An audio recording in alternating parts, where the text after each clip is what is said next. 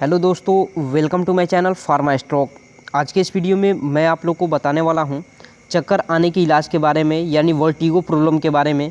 तो आज के इस वीडियो में हम जानेंगे इसके कारण क्या होते हैं या इसके लक्षण क्या होते हैं और ये वर्टिगो प्रॉब्लम होता क्या है। तो चलिए दोस्तों, स्टार्ट करते हैं आज का यह वीडियो। तो सबसे पहले आप यहाँ से जानेंगे कि ये जो वर्टिगो क्या होता है, यानी चक्कर आना क्या होता है। तो इजी वे में इसके बारे में समझेंगे कि वर्टिगो बीमारी नहीं होता है, यह एक प्रकार का क्या होता है, लक्षण होता है। इस स्थिति में पेशेंट को आसपास की जो भी वस्तुएं होती हैं या जो कुछ भी दिखाई देता है वो सारा घूमता हुआ नज़र आता है।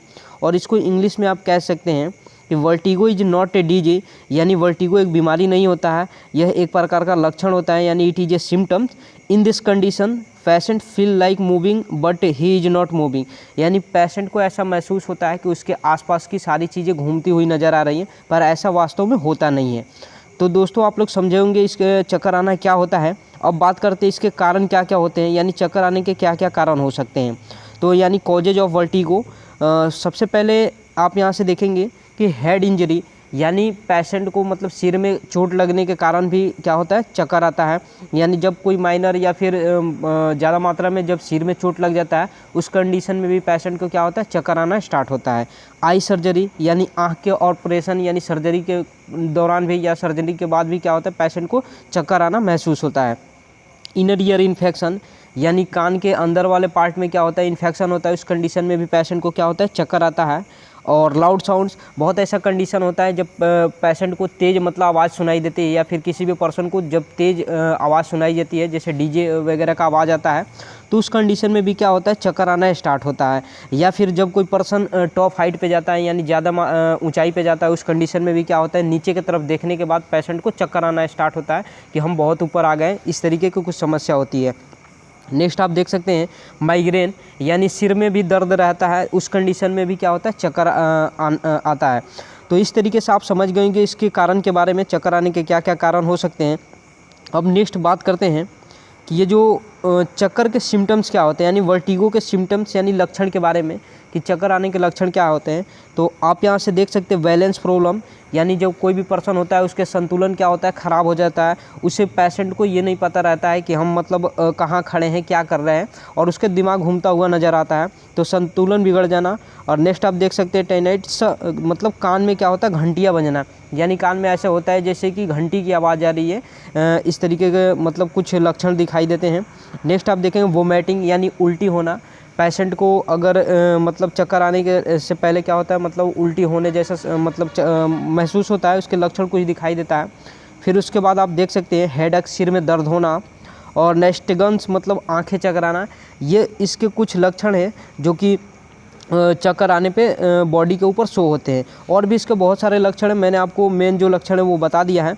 अब नेक्स्ट बात करते हैं कि ये जो वर्टिगो है यानी चक्कर आने के ट्रीटमेंट के बारे में। अब यहाँ से आप देख सकते हैं कि इसके इलाज क्या क्या होते हैं, यानी अगर आपको चक्कर आ रहा हो तो उस कंडीशन में आपको कौन से मेडिसिन को यूज करना चाहिए। तो आप यहाँ से इजी वे में देख सकते हैं, जो फर्स्ट नंबर मेडिसिन है बेटा हिस्टीन टैबलेट्स, जो कि 8 mg में मार्केट में आपको इजीली मिल जाएगा।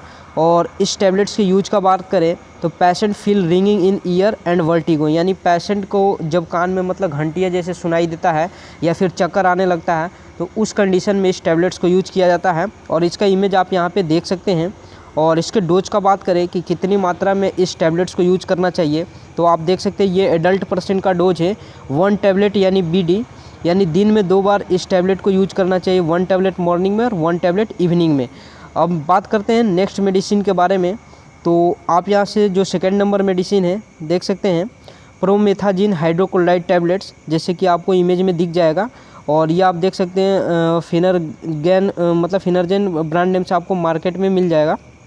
और यह एबॉट फार्मास्यूटिकल्स के द्वारा बनाया गया ये प्रोडक्ट है।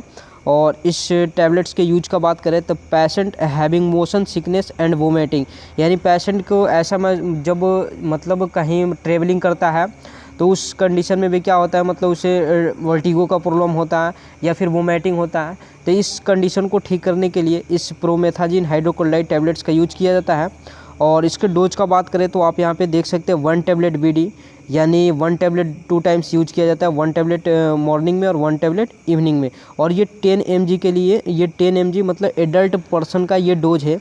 बात करते हैं अब नेक्स्ट मेडिसिन का, तो आप यहाँ से देख सकते हैं, ये वैसे आपको पता होगा यहाँ पे 25 mg में ये आपको मार्केट में मिल जाएगा।